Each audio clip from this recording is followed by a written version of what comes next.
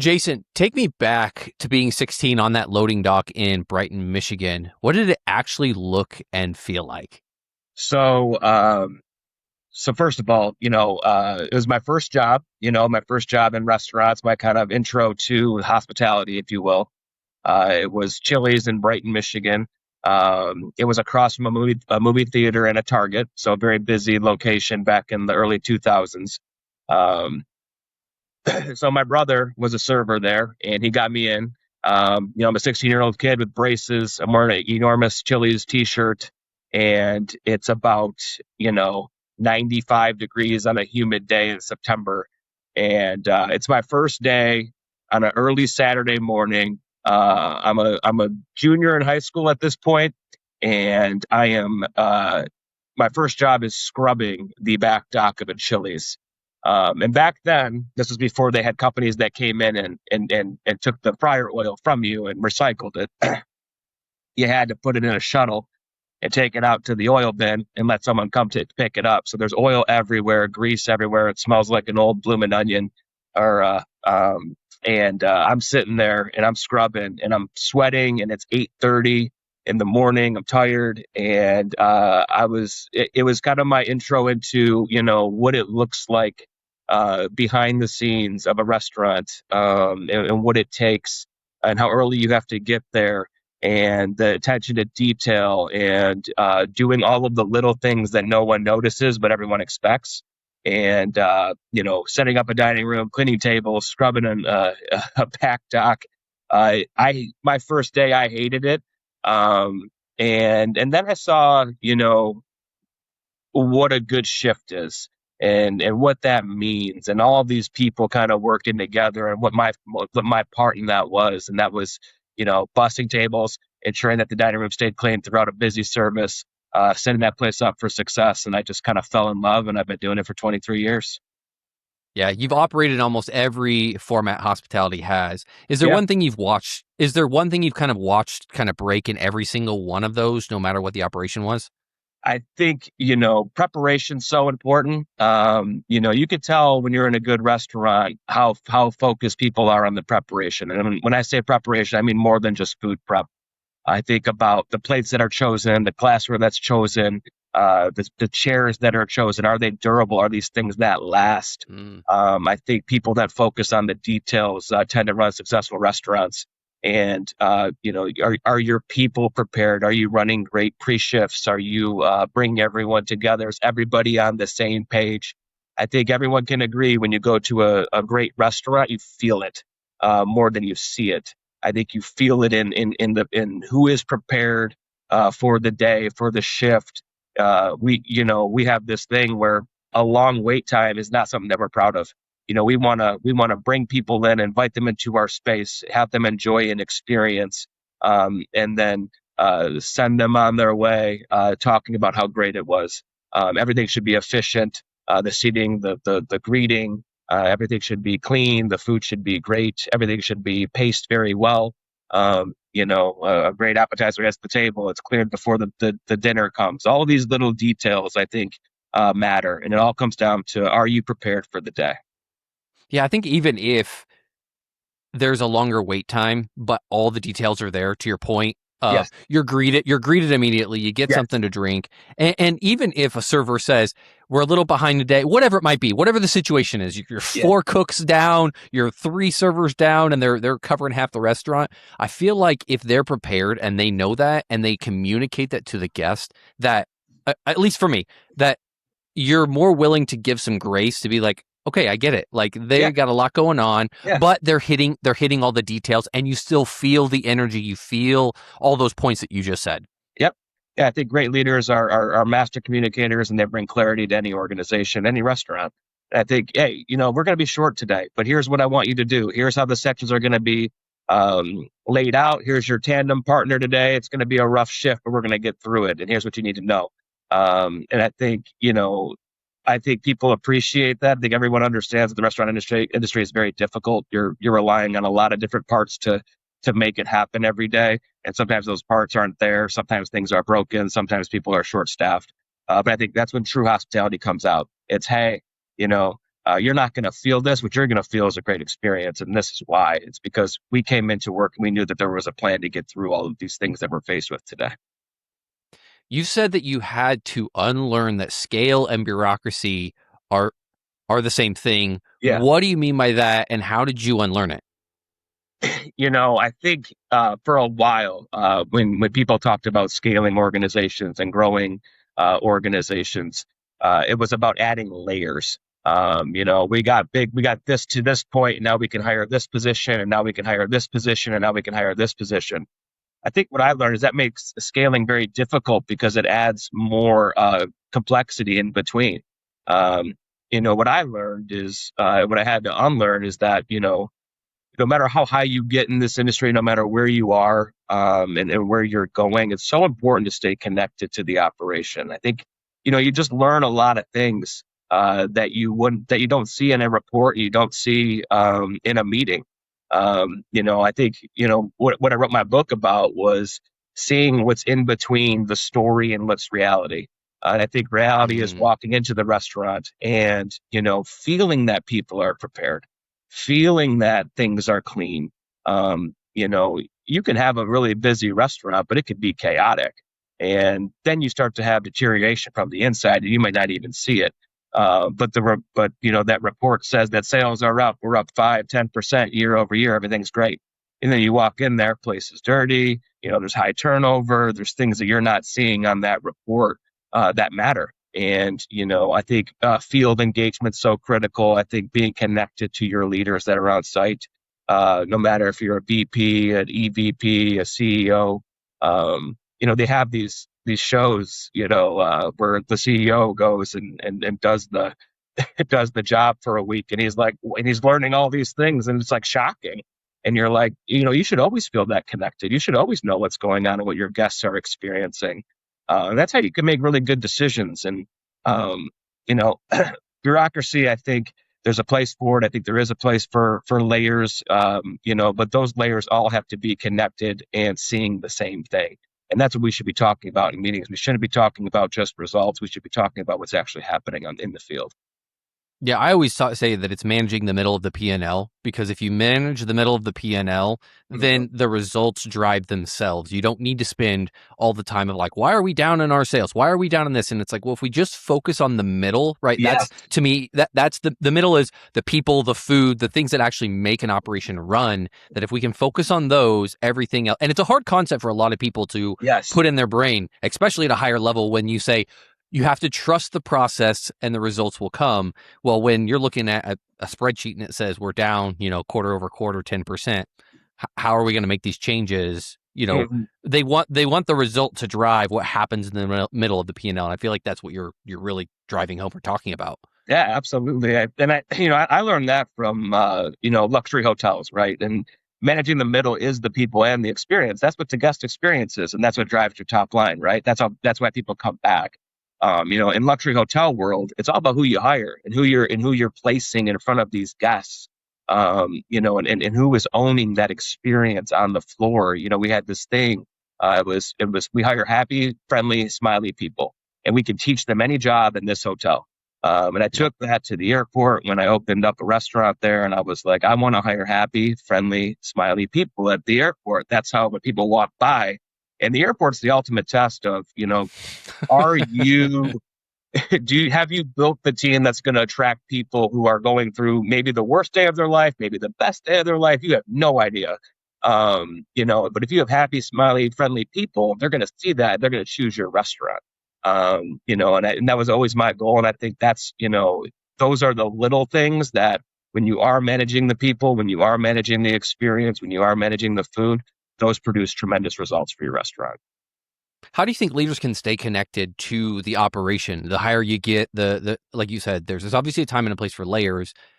But how do we keep leaders connected to the operation when there's so much paperwork, when meetings just pile up on a calendar, when Mhm. travel comes into play? What would you say is a best practice that a leader can do? I post pandemic, the meeting culture has kind of derailed what it means to be a true operator. I think meetings are important. I think, like I said, communication and clarity are critical to any organization. But some things can be an email, and that's not just a joke. It's true. Sometimes information just has to flow. We don't all have to sit on a meeting for an hour with 30 people. When there's real time stuff happening. There's guests being served. There's people that are doing the work that are maybe struggling with technology that we've implemented, but we don't even know if that's working. So I think, if you're going to have a busy calendar, I would block out some time to visit your operation, to see it through the guest point of view, to talk to the people that are working the line, to talk to your general managers, to talk to your chefs. What's working, what's not working here. Hey, we implemented this new POS system. Is it making your life easier, or is it just adding another system to your life and pulling you off the floor? I think, the best leaders who are in C-suites are the ones who allocate time effectively to the field, and they understand that the decisions that they're making and what the implementation is looking like for those decisions and how it's actually affecting the operation. Why do you feel that workplace dining should be operated with restaurant standards? You mentioned it, I believe, somewhere in past readings, but why do you feel that? I think the best corporate dining companies are the ones who see it that way. Hey, this is a contract business. There's a tremendous responsibility for an operator to be inside of an office building. A client is paying you essentially to be there, and they're giving you the opportunity to serve their employees, to contribute to their culture, to contribute to the well-being of their employees. There's tremendous responsibility in the fact that you may only be there 5 days a week, but you have the opportunity to serve their employees up to 10 times, up to 10 meals a week. And there's if you're not focused on food quality, if you're not focused on hospitality, on driving engagement, and that's what great restaurants do, then you're not going to stick around in the corporate dining environment for very long, because you're contracted to elevate the experience for the employees, to keep them on the campus, to drive that collaboration. And there's no better way to drive collaboration for me personally at work than having great food to sit around a table with your coworkers and just talk about it. And that can go the other way. It could be like, wow, this food is terrible. This experience was awful. I'm never coming back here again. And that's the pressure that a great corporate dining company feels, is that, you have one shot to grab somebody, to have them come back to you every single day while they're at work. And you got to take that very seriously. And I think the great restaurants do that. I think it's all about, the great restaurants, they get that one shot, someone comes in the door. If they have a great experience, they'll probably come back, probably like a 60% chance. If they come back a third time, then they're going to be a regular. I think it's about getting to that third time for restaurants. For corporate dining, it's one shot. You have one shot to really wow somebody, to bring them down, to create a fan, and to really become a part of that culture. And that's something that you got to earn every day. And what Jason's talking about, for those that don't know, in the contract management, he talks about corporate dining. It's a sector that a lot of people, it's all around us, but people don't understand what it is. And what he's talking about is, like he just said, is that companies, whether that be a corporate dining, whether that be a sports stadium, whether that be a zoo, school dining, colleges, a lot of those places will hire companies to manage their food programs. And the reason being is, food is an animal, and if you don't understand how to run it can quickly ruin your financials from those type of operations. So they bring clients or companies in to manage those food programs. And like Jason said, it is about an experience. I think about my kids' food dining experience, right? I was in food contract management for education. And it's so funny that they eat one thing, and if they didn't nail it that day, they will not, any day that thing is on the menu, even if it was an off day, they will not, they pinpoint, and they're like, no, I'm not eating the hot dog. That thing is the grossest thing I've ever eaten. Even if they change the quality and it's now the same thing, you could get it like here at a Portillo's or whatever the situation is, it's an instant no. But the things they nail, they go back and time again, it's, we've got the Tabasco sticks, which, it's a staple in education. My son, every Friday, I want the Tabasco sticks, right? It's hard to screw up, but they nail it, and so he goes back, and it's a repeat customer. But that happens in corporate dining. If you don't nail it, your clients, your customers are not going to come back, and then that's going to end up making that company not happy because their workers aren't happy. Yes, exactly. And like that's that consistency is so important. I'm glad you laid the table there for corporate dining. It is a very it's a unique sector of hospitality. It's you try to explain it to people. It's like when you're driving by an office building, there's this big sign of this is the company that everybody works at. There's usually a corporate cafe in there, Hmm. or a market, or there's some place where people are eating and getting together. Um, so yeah, it's high pressure, but I've been doing it for almost 9 years now, and I have so much respect for it. I really do believe in bringing chef crafted meals and wanting to succeed for our guests and our clients, just like your kids. You want them to come back and you want them to enjoy that Bosco stick. And I think that's the greatest way to put it, because it is the most simple things done very, very well. If you can perfect that, you're going to be really successful in this business. Tell me about the idea of a thin center and a strong field. Yeah, I think that's the future of scaling organizations, is leveraging all of these AI advantages that we're going to have going forward, and how quickly it can put data together for you. And having that thin center, I think, is having really high agency in your corporate office, and people who are working together, who are communicating, and all of your resources are dedicated to the field, and the field is feeling engaged, empowered to make decisions. I think over the years it was all about, let's build this support structure, Mm. support for the field. And I think AI is changing that. I think it's going to shrink the support, in terms of the resources that we have, and the data that we're going to be able to get very fast now, the technology that's happening, and we're going to be able to focus more on what the guest is experiencing in the field, and putting more resources into the field, and into what is physical support, and not just meeting support. It's really leveraging the new wave of technology when it comes to AI on the back end for restaurants. It was very difficult in the past to understand what your business is doing if you hadn't had the experience of actually running your own restaurant. Now Mm. with technology, it's able to, you can run reports faster, you can compare things, you can look at trends, you can put in hey, here's what my toast report says on what's selling here. What changes should I make to my menu? And that can happen in like 2 minutes. That used to be like a 2 week process.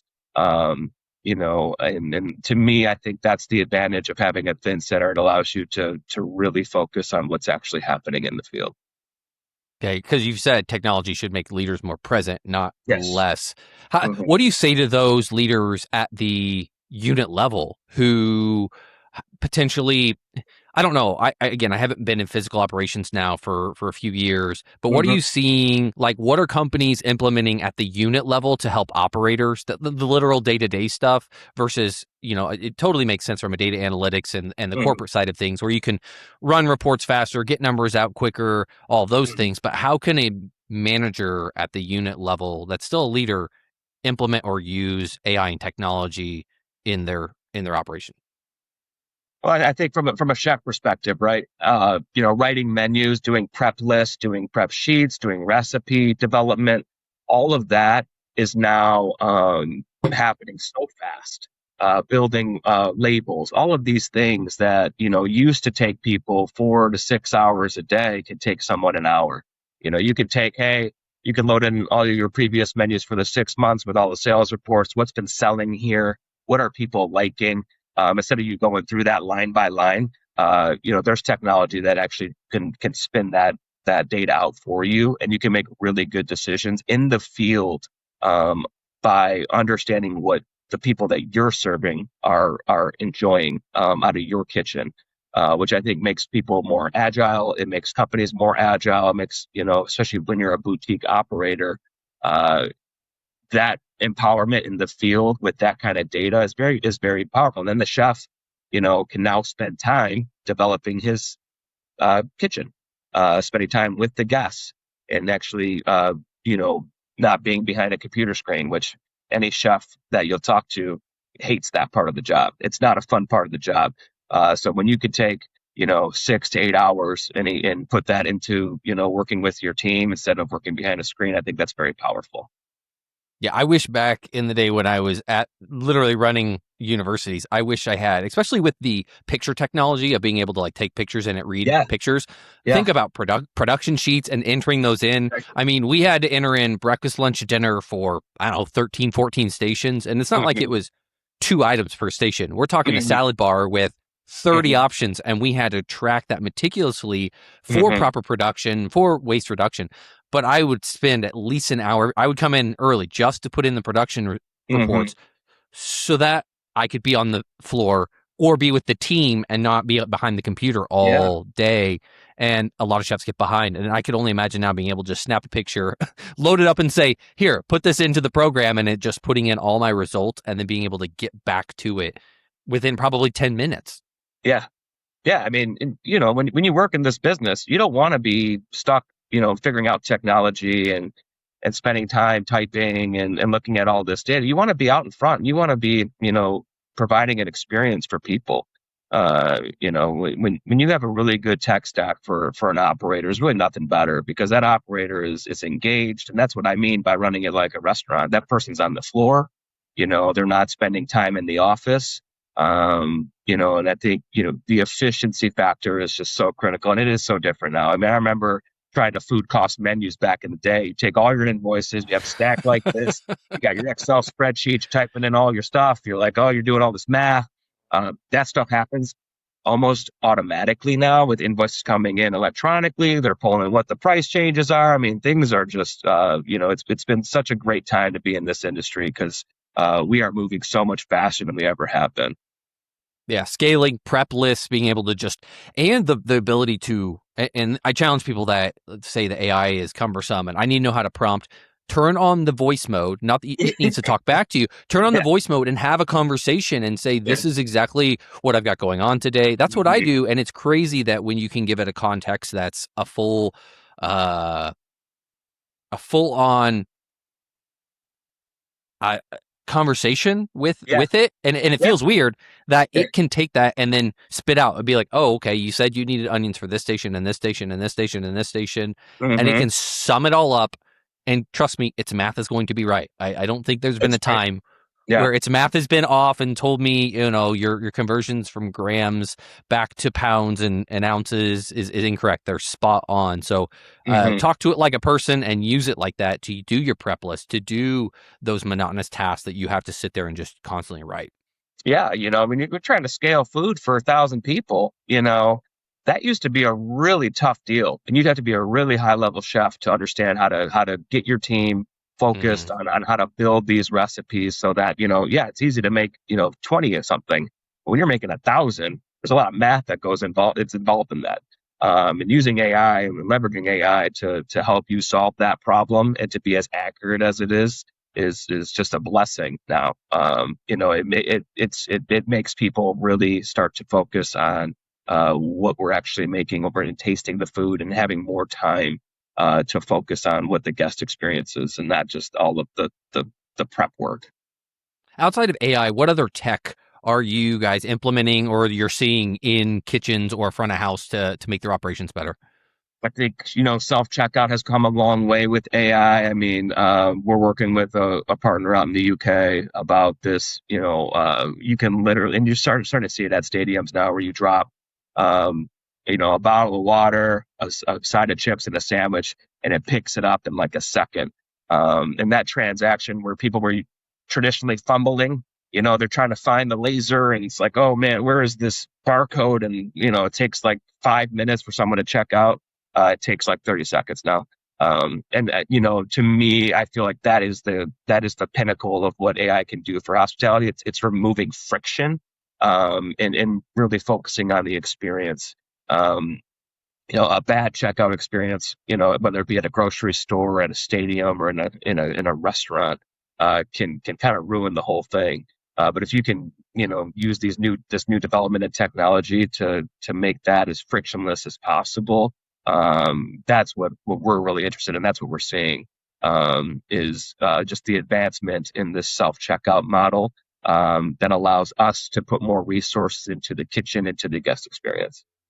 Yeah, anything on the kitchen side with equipment, or some places are still like, well, if it's a combi and it's got a timer and a temperature, I'm good. Yeah, Others are advancing. Where are you seeing the back of the house changes coming? I think you're going to see it in a lot of the production. If you're doing mass production for, a commissary work where everything is made the same, I mean, you're going to be. I've seen robot technology that's almost, two robots doing the work of what used to be eight people that are putting together, composed salads, composed sandwiches, all of these things. I think you're going to see a wave of that. I still think that taste, I think, hospitality, the way that you can make someone feel are always going to be relevant in this industry. I don't think people are going to be wanting to be served by robots. Mm. Going to your table, I'm sure there'll be a place for that. But to me, someone that can recognize pace, that can pick up on, body language, I think there is no replacement for that. So I think, the back of house, understanding uh, bulk production, understanding what food's supposed to look like, that is always going to be a place, but leveraging technology in unique ways that can do some of the monotonous work, which is just, doing the same build over and over again every single day for, commissary work. I think you're going to see technology kind of take its wings there. Let's switch gears and talk about your book a little bit. You wrote a Okay. book. Yeah. What about? Very fascinating. It's always awesome to see operate like as I read about like what it's about. I was like, if I should have journaled all the things that I had experienced when I was Yeah. in during my day to day. I probably could easily write a book, but there are so many stories that until it pops up or I spark a memory with like an old coworker or somebody mentor, and I'm like, oh my god, yes, I remember that, and I forget Yeah. it all. But maybe what is your book about? And why did you decide to write a book? My book is about my journey. It's a memoir, and then kind of it's called Discernment, and it's seeing through the narrative economy. It's a very modern, relevant book, I think, to what people who come from the hospitality world and they get into the corporate life, what they experience, what they feel. And I was just putting language to it over the last couple of years. Um, and it's really just my story. And it starts in that loading dock at Brighton Chili's, and it's the things that I remember and the things that, I've been fortunate enough to travel the country, to work in different parts of the country, to meet just the most unique and amazing people, to work alongside some of the most unique, talented people in the industry. I started in Michigan. I moved to Albuquerque, New Mexico. I got into hotels after I spent 7 years working at Chili's. And that got me through high school and college. And then I just decided to leave. And, some of the stories that I picked up in Albuquerque, New Mexico are in the book, and some of the leadership lessons that I learned, how to be organized, how to see the high level view of an operation, not just be a part of it. I learned that in the desert, and Albuquerque is a great food city. It kind of opened my eyes to a lot of different cuisine, a lot of different people, different cultures. I loved it. And then I moved to Florida, got into hotels. And there's a lot of stories about that and luxury hotels and the standards and the consistency and the discipline that's needed to be successful in the hotel industry, and how to really elevate a guest experience. And then I get into my first kind of job on my own, which was running a limited service hotel in Naples, Florida. The pressure that comes with being someone that's in their 20s running a single service 300 room hotel in Naples, Florida, being the only manager, being the last line of defense in a hotel that's busy every single day. That was fun. And then I get into stories about, moving back home, working at the airports, running multiple concepts in an airport, that different type of pressure and what that taught me. And then getting into the corporate dining space where I've spent the last 9 years, and those stories. And then, as I grew in my career, I was fortunate enough to sit in these seats and to work alongside super talented and smart people. And then we got through the pandemic, which was interesting. I read about, what changed there and what the culture change was. And operating companies, I learned it was so important to have discernment and to be able, as you grow and as you scale companies that go from 50 million to 500 million, what that takes. And it does take staying close to the field. And that's what I learned. I learned that this meeting culture was very distracting. And now you add this layer of AI into it, which, people are, writing emails differently, and there's this safe language element. You kind of learn how to navigate the politics, but, and when you're an operator, and you're having these conversations with operators and they're telling you these things that aren't working, and you're also an executive and you're making the decisions that cause the operator to feel this way. Mm-hmm. What I learned was, that was my mistake, was that I got too far away. There were too many layers in the middle of my decision making, what was actually happening. So we were adding all this technology, post 2020, right? Like the whole food service changes. Like, everyone's ordering their food through their phone now. DoorDash, Postmates, Grubhub, all these things are happening. So we're trying to innovate, right? Because that's what everyone was doing. And you're so busy focused on these things, and you get so far away from the field, and you made all these decisions, and you're kind of left with those decisions. And you know our operators started using 17 systems throughout the day, trying to load their menu onto the app, load their menu onto the digital menu board. And, we just wanted to take all these swings and all these trendy things. And we got so far from reality, at least I did. And I started to feel numb, and it started to affect, what built me. And those, so the first part of the book is how I learned how to see.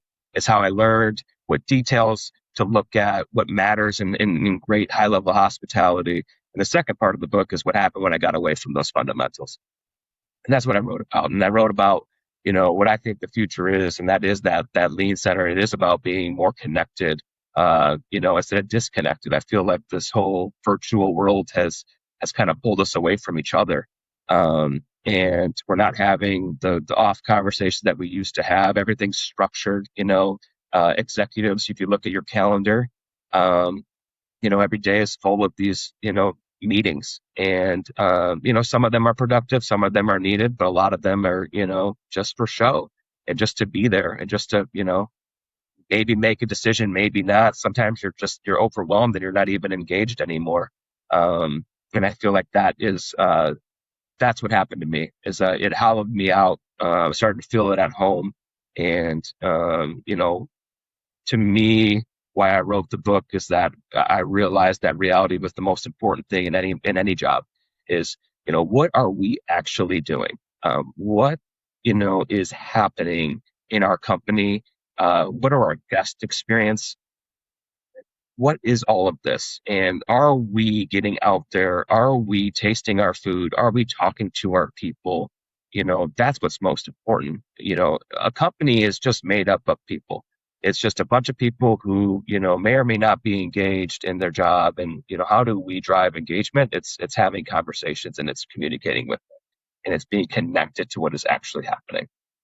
Yeah, the IRL movement in real life, it's Yeah. crazy. It's crazy how far we went from remote everything to now people just crave being back in person. Like even corporate travel, it was like cut corporate Yeah. travel. We Yeah. can't be there. We can't be there. And now it's like I need to be with this person to have more gets done in person, Yeah. right? Yeah. Especially if it's with a team and you're trying to accomplish something.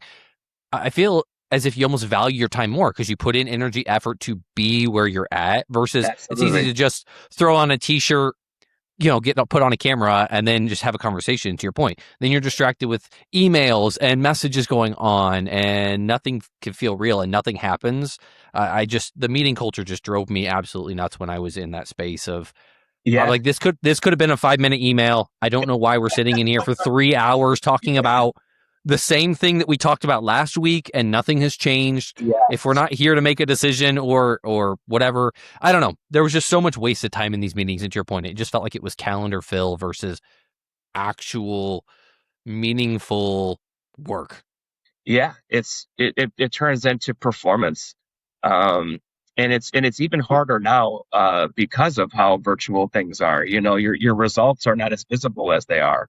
So you're always fighting, for relevancy, I guess, in a virtual world, which is just a really, it's a dead end way to work. It really is.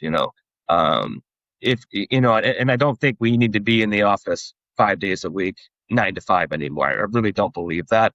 I do believe that if we are in the office, we should not be on our computers talking to each other. Like there was times where I'd be in the office and it's literally mind blowing is that I'm talking to someone on a computer screen that's two rooms away from me. Like, why are we not just talking? Like, what is Yeah. happening here? But that's Yeah. kind of is what the culture became.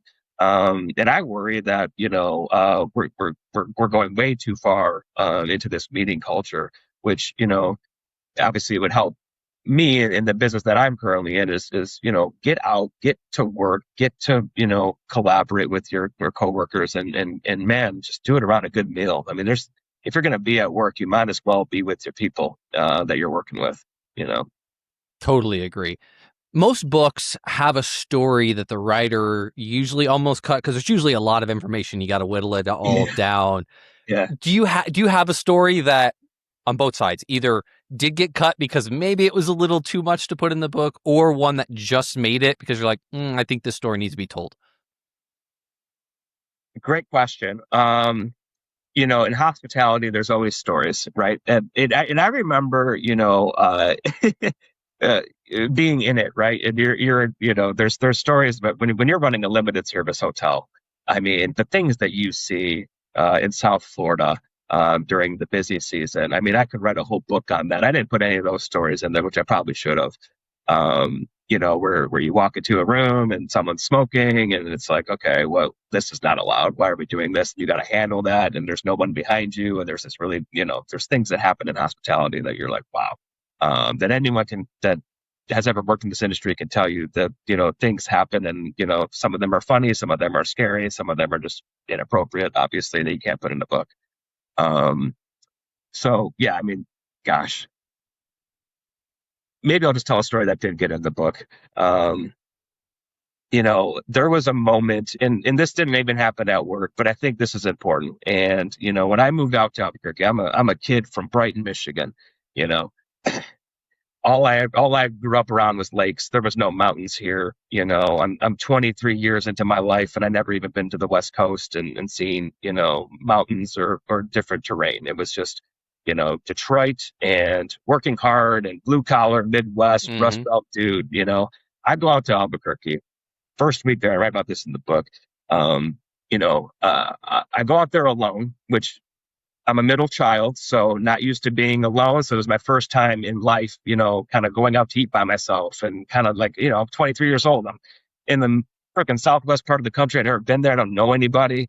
I meet my boss, Justin, who has a chapter in the book, who, I still talk to this day, is a dear friend. And he invites me out to the mountains, so I'm this kid in the mountains and I'm tracking up the Jemez Mountains in New Mexico. It's a beautiful day, and I'm seeing things I've never seen before. There's waterfalls. I'm in Nike shocks, and I'm walking through a river. Like this makes no sense to me. I'm not prepared for this at all. And I get to this point, and Justin he's this kid from South Florida, very adventurous, surfer, just grew up completely different than me. He walks up to this 40-foot or 30-foot ledge and just jumps into this creek. I was like, what just happened? And then he's like, come on, you got to do it. I'm like, okay, I'm not doing that. And it was literally like a 10-foot section that they're surrounded by rocks. I was like, I'm going to, be paralyzed if I do this, but I did it. And, I go up to this mountain, I'm looking down and I remember like, I just closed my eyes and I hit this really ice cold water of this stream in the mountains. And that's when everything changed for me in my career. It was kind of like, it was symbolic and like, everything from here on out, I'm just going to say yes to and just be available and not be afraid. And, something that I want to teach my boys. I have two sons. If I can give them any advice in their life, it's to have courage and just to do the thing that scares you. And that was a catalyst for my career. It was showing up, doing things that I didn't really understand how to do. Putting a grungy kid from Brighton into a luxury resort in Clearwater Beach, teaching him how to be a professional, wear a suit and a tie, and trying to figure out this luxury world on the fly. If you don't have courage, you're not going to go very far, because you're going to have to do things that are uncomfortable. You're going to have to do your own podcast. You're going to have to fail a lot at those types of things. So, that story I felt was important because that's what kind of started it for me. It was about not being afraid to make the hard decisions and to do the things that scare you. I haven't yet met a person who said that they did the thing that scares the living shit out of them Yeah. and didn't come out on the other side better for it, whether it was a success or a failure, that they learned something from it.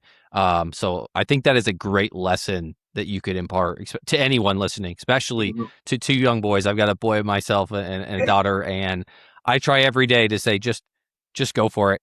And if you fail, get back up, try again until you get something that sticks. But when you come out the other side, you're gonna appreciate that you did do the scary thing versus being complacent. I've spent too many years being complacent, and laziness sets in. And I don't know, a whole bunch of opposite things that you think you try to reach that pinnacle, and then you're like, okay, I'm here.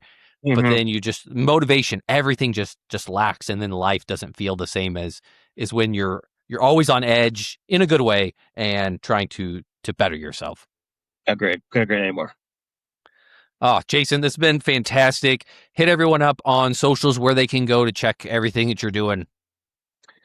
Yeah, Jason Olinik on Instagram. My author page is J Olinik Author. I try to share some lessons from the book on there. You can follow me on LinkedIn. I do some thought stuff on there as well. I'm out here, always open to do podcasts, talk to interesting people. I love connecting with people in this industry. And now that the book is out, I love connecting with people that see themselves in my story. It's one of the greatest joys of actually writing a book is when people see themselves in your story. So love having those types of conversations, and I appreciate the time today. We will put the link to the book as well as all of his socials in the description as usual. And if you're watching, listening, be sure follow, like on Spotify, Apple, all the usual places you can find the podcast. And until next time, we'll catch you on the sunny side.